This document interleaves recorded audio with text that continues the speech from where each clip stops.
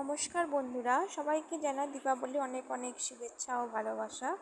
তো আমার শরীর অসুস্থতার কারণে দেখো আমার দুই মেয়ে এবার নিজে হাতে রঙ্গোলি বানিয়ে সেগুলোতে রং ভরাট করছে।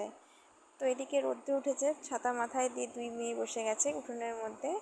আর এদিকে আমি 14 প্রদীপ আর 14 শাক আজকে আমাদের কালী পুজোর দিন, সেই জন্য 14 প্রদীপ রেডি করে রেখেছি। আর ওরা বাবার সাথে গিয়ে বাজি ফটকাগুলো কিনে এনেছে, রং মশাল আর এগুলো রেডি করে রেখেছি, সন্ধ্যেবেলায় দিব। তারপর চলে গেলাম ঠাকুরের আসনে। বাড়ির জবা ফুল, সাদা ফুল, অপরাজিতা ফুল, শিউলি ফুল, এখন যেহেতু শরৎকাল, সেগুলোতে প্রতিটা ঠাকুরকে সুন্দর করে আসনটা সাজানো হয়েছে, সেটা তোমাদের সামনে তুলে ধরছি।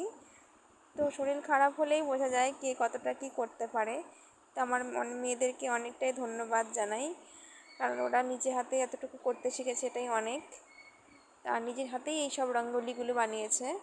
তো সেটাই তোমাদের সঙ্গে তুলে ধরলাম। তো কেমন হয়েছে কমেন্টে জানিও। টাটা সবাইকে।